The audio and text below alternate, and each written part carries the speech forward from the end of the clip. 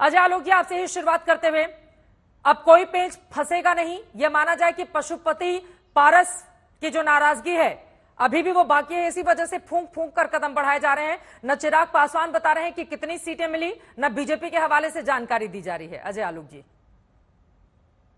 चिराग तले सियासत गरमा गई है बिहार की। रामचरितमानस का एक दोहा है। हाँ रामचरितमानस का एक दोहा है, तुलसी भरोसे राम के निर्बल होके सोए, तुलसी भरोसे राम के निर्भय होके सोए। अनहोनी तो होनी नहीं, होनी हो सो होए। तो जो होनी है वो हो रही है, सब कुछ अपने आप बहुत अच्छे से हो जाएगा। चिराग पासवान ने ट्वीट भी कर दिया, तो किस बात की परेशानी है, किस बात की चिंता है। देखिए कन्हैया जी कितने प्यार से मुस्कुरा रहे हैं, बिहार जानते हैं अच्छी तरह से। अब इसी तरह चलेगा, सब आराम से हो जाएगा। देखिएगा, लक्ष्य है कि 40 में 40 जीतना है और वो हम पूरा करेंगे चाहे कुछ भी हो, और सब मिल जाएंगे, सब मिलजुल के एक साथ रहेंगे, इसलिए मजबूती के साथ होगा, कोई अनहोनी नहीं होनी है। ये AIMIM के जो 11 लोग उतरेंगे चुनावी मैदान में असदुद्दीन ओवैसी की पार्टी के, वो चुनौती पैदा करेंगे या आपकी मुस्कुराहट ज्यादा बढ़ गई है, जैसा कि आरजेडी की ओर से आरोप लगाया गया है कि बीजेपी ने अपनी बी टीम को उतार दिया मैदान में? अजय आलोक जी, देखिए AIMM का चरित्र कुछ अलग तरीके का है। हाँ। मैं आपको बता रहा हूं, AIMIM का चरित्र अलग तरीके का है। अब वो बिल्कुल सही है कि राजनीतिक दल हैं, जितने उम्मीदवार उतारना चाहें उतारें, लेकिन उनका चरित्र मुस्लिम लीग पार्ट बी की तरह है। ये सिर्फ मुसलमानों की खैरमखा, मुसलमानों की पैरवी, इनकी दुनिया मुसलमानों के इर्द गिर्द घूमती है, और ये हम पे इल्जाम लगाते हैं कि हम हिंदुओं के इर्द गिर्द घूमते हैं, जबकि हम सबको साथ लेके चलते हैं। हिंदुओं के साथ अन्याय नाइंसाफी इतने दिन हुआ, हम उसको मजबूती से उजागर करते रहे। AIMM का लक्ष्य है, उनके बोल है उनके नेता के, कि हमने इस देश पे हुकूमत की है और हम इस देश की सेवा कर रहे हैं। तो दोनों में बड़ा फर्क है। और देश की जनता और मुसलमानों ने AIMM के साथ क्या क्या किया, ठीक है, ये औरंगाबाद जाके जीत गए, ये हैदराबाद में जीतते ही आए जब से देश आजाद हुआ है। बिहार में पिछली बार 5 सीटें जीते हैं, इसलिए क्योंकि सुरजापुरी मुसलमान जो रजाकार आर्मी का हिस्सा है, शिफ्ट की थी बिहार में, बिहार पश्चिमांचल के सीमांचल के हिस्से में और बंगाल के हिस्से में, तो वहां प्रभाव है। ठीक है, तो स्वाभाविक है। हाँ। वो वैसी साहब चाहते हैं कि देश के मुसलमान उनकी बात सुने। अब देखिए सुनता है कि नहीं सुनता है, ये तो आने वाला वक्त बताएगा। कि प्रभाव है उनका सीमांचल में। देखिए आदिल हसन जी, अब जब बीजेपी भी मानने लगेगी कि आपका प्रभाव है, इसी वजह से तो आरजेडी कहती है कि ये बी टीम है, तो आप A टीम बनकर चुनाव जीतने के लिए मैदान में उतरे हुए हैं, या फिर लग रहा है कि इस बार सबको मात देगी MIM की पार्टी, और जो आरोप लग रहे हैं आप लोगों के ऊपर वो गलत है? क्या है फॉर्मूला आपका? आरजेडी को तो बोलने का अधिकार नहीं है, आरजेडी के पास एक भी MP नहीं। और यही बात आरजेडी बोले, अभी तेजस्वी यादव जो अभी स्पीकर का चुनाव में हमारा समर्थन लिए थे, जब 2020 में स्पीकर का चुनाव में हमारा समर्थन लिए थे, UPA 1 UPA 2 में हम क्या थे, रोसैया की सरकार, किरण कुमार रेड्डी की सरकार, YSR की सरकार में जब हमने साथ किया था क्या थे, प्रणब मुखर्जी के राष्ट्रपति चुनाव में हम क्या थे, आप ही बताइए, न्यूक्लियर डील में जब हम इनकी वकालत कर रहे थे तब हम क्या थे। तो बात तो बोलने के लिए आएगी, असल बात मुसलमानों को हिस्सेदारी देने में दिक्कत होता है। राज्यसभा में आपने मुसलमान को नहीं दिया, हरियाणा से एक यादव को लाके दे दिया। क्या बिहार में कोई यादव नहीं था क्या? शरद यादव ने अपना जगह छोड़ा, लेकिन आप उनको नहीं दिया, उनके बेटे को नहीं दिया। आपने हरियाणा से मुंशी मैनेजर को दे दिया। मनोज झा, आपने बूथ पर वोट नहीं दिला सकते, उस मनोज झा को आपने राज्यसभा दे दिया। जो मुसलमान 18% उसको हिस्सेदारी नहीं दे। मुसलमान मुद्दे पे तेजस्वी यादव, नीतीश कुमार कभी नहीं बोले, मदरसा अजीजिया जल गया नहीं बोले। और ये जो अजय आलोक क्या बोलेंगे? अजय आलोक खुद डगरे पर के बैगन है, कभी नाचते थे नीतीश जी के इशारे पर, कौन सी भाषा है आदिल हसन जी? अब तो दोनों एक ही है ना, एनडीए में है। ये कौन सी भाषा है आदिल हसन जी? नाचते हैं और ये ऐसी असभ्य भाषा के लिए आज तक पर जगह नहीं है, माफ कीजिएगा।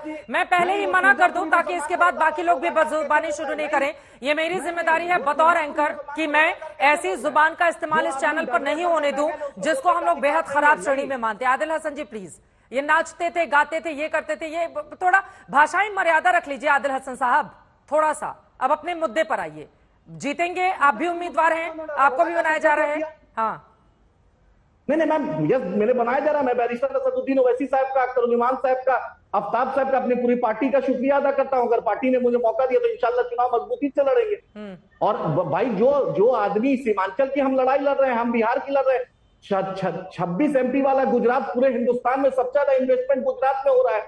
जो बीमारू राज बिहार में है, 40 MP वाला बिहार हमेशा मजदूर बना हुआ है गुजरात के फैक्ट्रियों में। ठीक है, ये महत्वपूर्ण सवाल है। मैं चाहूंगी कि आदिल हसन जी का नेटवर्क भी थोड़ा ठीक किया जाए, उनका वीडियो बिल्कुल ठीक नहीं आ रहा है। ठीक है, कुछ आपके वाजिब सवाल है जिसका मैं जवाब ले लेती हूँ, उसके पहले बाकी मेहमानों के पास जाऊं। अजय आलोक जी, उनकी बातों पर आपकी टिप्पणी।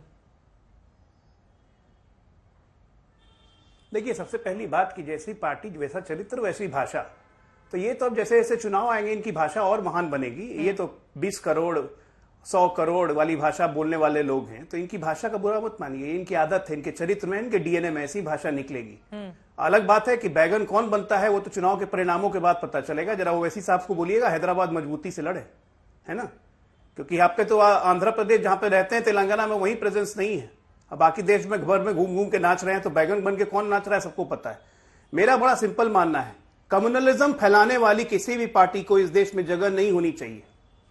सांप्रदायिकता के आधार पर जो चुनाव लड़े उसकी इस देश में जगह नहीं होनी चाहिए। और चाहे वो घमंडिया हो चाहे AIMIM हो, इन लोग का एक ही मकसद है, सांप्रदायिकता के आधार पर ये चुनाव लड़ने जा रहे हैं। ये घमंडिया बना बैगन का भी घमंडिया बना ही इसलिए था कि मुसलमानों का वोट ये जरा तस्वीरें सामने आ गई हैं। सारा पहले सारा तो केवल मुसलमान एक ट्वीट साथ जुट में रहो, हुआ, जो हिंदुओं को चिराग डिवाइड करो। पासवान ने ट्वीट किया था वो तस्वीर थी। अब वीडियो भी सामने आ गया है और ये वीडियो बता रहा है कि चिराग पासवान बीजेपी से जो चाहते थे वो उनको मिल गया है। यानी कि हाजीपुर की सीट को लेकर जो हम, हालांकि अभी औपचारिक ऐलान का इंतजार बाकी है, लेकिन यहां पर आप देखिए दोनों नेता जिस तरह से मुलाकात कर रहे हैं उससे कम से कम बॉडी लैंग्वेज से यह अंदाजा लगाना मुश्किल नहीं है कि चिराग पासवान जिस तरह की उम्मीद कर रहे थे, भारतीय जनता पार्टी ने उन उम्मीदों को पूरा किया है। यही कारण है कि अब उनकी ओर से ट्वीट करके कहा गया है कि सहमति बन गई है, आगे आने वाले वक्त में सीटों के तालमेल को लेकर उचित समय पर ऐलान भी कर दिया जाएगा। चिराग पासवान ने यह ट्वीट किया है। जमुई से मौजूदा सांसद हैं, LJPR के मुखिया हैं, जहां जहां जाते हैं मौजूदा वक्त में बड़ी भीड़ चिराग पासवान को सुनने के लिए उमड़ रही है और यकीनन मौजूदा राजनीति में आप उनको नेग्लेक्ट नहीं कर सकते। लेकिन चाचा और भतीजे में जिस तरह की लड़ाई चल रही थी, यानी कि चिराग पासवान और पशुपति पारस के बीच में, ऐसा लग रहा है कि बीजेपी ने उस झगड़े को सुलझा लिया है। राजीव जी, इन तस्वीरों पर राजीव रंजन जी आपकी टिप्पणी। ऐसा लग रहा है कि चिराग पासवान के मन की बात बीजेपी ने मान ली है।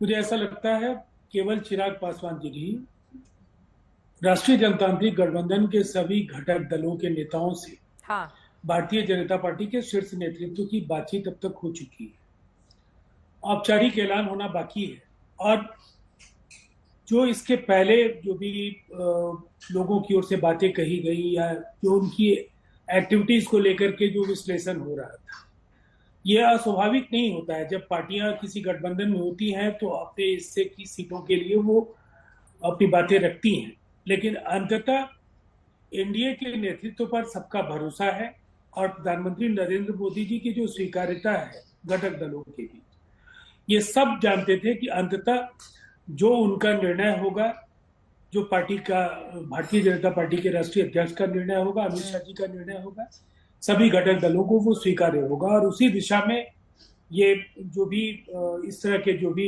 डेवलपमेंट्स दिख रहे हैं उनको देखा जा सकता है। अब हमें इंतजार करना चाहिए और मुझे विश्वास है, या एमएम की भी बात हम लोग देख रहे थे, देखिए भाषाई मर्यादा का ख्याल तो सबको रखना चाहिए और निसंदेह कुछ सीटें आपने जरूर जीती हैं, लेकिन मुख्य धारा की राजनीति में आज भी एआईएमएम को कोई बड़ी स्वीकार्यता पूरे देश में नहीं मिल पा रही है। कुछ सीटों पर आपका प्रभाव हो सकता है, ठीक है, लेकिन उससे कोई बिहार के राजनीतिक परिदृश्य में कोई बड़ा बदलाव वो ला पाने में सक्षम नहीं है। ठीक है, आपने ये महत्वपूर्ण जानकारी दी है। आशुतोष जी, अब सीधे आपके पास आते हुए उसके बाद बाकी मेहमानों के पास जाऊंगी। एक तो इन तस्वीरों पर आपकी टिप्पणी, इतने मुस्कुराते हुए चिराग पासवान दिखाई दे रहे हैं, और दूसरा जब एमआईएम 11 सीटों पर बिहार में अपने उम्मीदवार उतारेगी तो चुनौती किसके लिए बढ़ेगी, किसको फायदा होगा, एमआईएम का क्या होगा, इस पर भी क्या है टेक आपका?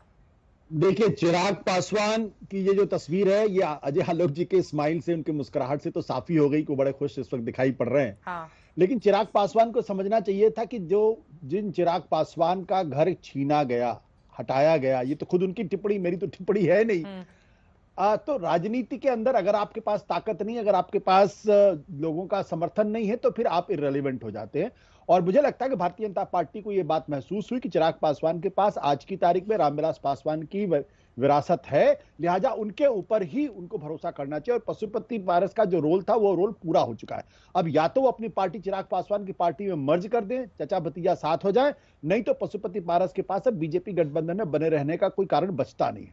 जहां तक एमआईएम का प्रश्न है, मैं बार बार इस बात को कहता रहा हूं कि जो पॉलिटिकल पार्टी जो तेलंगाना में जिसको 119 विधानसभा सीटों पर चुनाव लड़ना चाहिए और जहां पर वो 9 सीटों पर चुनाव लड़ती है, सिर्फ 7 सीटों पर जीतती है और उसका वोट शेयर 2023 के विधानसभा के चुनाव में 2.2% है। तेलंगाना के अंदर मुस्लिम आबादी करीब 12.5% है। तो जो पार्टी तेलंगाना के अंदर मुसलमानों को नुमाइंदगी नहीं कर पा रही है, लगभग मुसलमानों ने उनको वहां पर रिजेक्ट कर दिया है, वो बिहार में आके कोई चुनाव लड़ रही, वो भी 11 लोकसभा सीटों पर। आप सोचिए, 5 विधानसभा जीती थी 2020 में। हाँ, 5 विधानसभा जीती थी, 11 लोकसभा सीटों पर चुनाव लड़ने की बात कर रही है। तेलंगाना में ये में नहीं करते। हाँ। क्यों? तो ये असल राजनीति इसके पीछे की ये है कि क्या इनकी वोट कटवा की भूमिका है, क्या ये जो आरजेडी महागठबंधन है उसके वोटों में सेंध लगाने की तैयारी है। अब मैं तो बार बार कहता हूं कि अगर आपके अंदर बहुत ताकत हो तो आप तेलंगाना के 119 सीटों पर चुनाव लड़के देखिए ना, फिर आप अपने बल पे लड़िए, वहां के तेलंगाना के समाज को बदल दीजिए। आशुतोष जी, आपने महत्वपूर्ण सवाल उठाए हैं, लेकिन इसी से जुड़ा हुआ एक सवाल जिसका जवाब मैं आपसे ही चाहूंगी। आप ये कह रहे हैं कि वोट कटवा की भूमिका, 2019 में तो वोट कटवा की भूमिका थी नहीं, जब 40 में से 39 सीटें एनडीए जीत जाती हैं और आरजेडी को 0 सीटें मिलती हैं। कांग्रेस पार्टी एक वो सीट जीतती है जहां पर 60% से ज्यादा मुस्लिम वोटर हैं और वहां पर मुस्लिम उम्मीदवार को जीत मिलती है। तो 2019 में जाकर तो इन्होंने आरजेडी को हराया नहीं, तो फिर उसको वोट कटवा पार्टी कहना और ये बताना कि खाली आरजेडी और कांग्रेस पार्टी को ही ये चोट पहुंचाएंगे, ऐसा क्यों सोचा जाता है राजनीतिक विश्लेषकों की? अगर ये जो 5 सीटें एमआईएम ने जीती हैं, हाँ, अगर एमआईएम नहीं होती तो वहां किसकी सरकार आज की तारीख में होती? क्या वहां तब भी नीतीश कुमार और बीजेपी की सरकार होती या वहां महागठबंधन की सरकार होती? देखिए, इसलिए मैं कह रहा हूं कि मैं तो बुनियादी सवाल खड़ा कर रहा हूं। अगर आप तेलंगाना जो आपका बेस है, जो आपका मजबूत गढ़ है, वहां पे आप चुनाव नहीं लड़ते हैं, आप महाराष्ट्र चुनाव लड़ेंगे, आप उत्तर प्रदेश में आके चुनाव लड़ेंगे, आपके तेलंगाना में 2.2% वोट मिलता है और आप कह रहे हैं बिहार को बदल देंगे। हाँ। तो इसके पीछे की रणनीति को समझना पड़ेगा कि दरअसल वो किस तरीके की पॉलिटिक्स कर रहे हैं, किन लोगों की पॉलिटिक्स कर रहे हैं, किस पार्टी को वो कर रहे हैं, और क्या कोई नूरा कुश्ती चल रही है क्या कि हम एक दूसरे को पब्लिकली खूब जम के एक दूसरे को की आलोचना करेंगे लेकिन अंदर से हाथ मिला हुआ क्या, इसकी भी पड़ताल होनी चाहिए।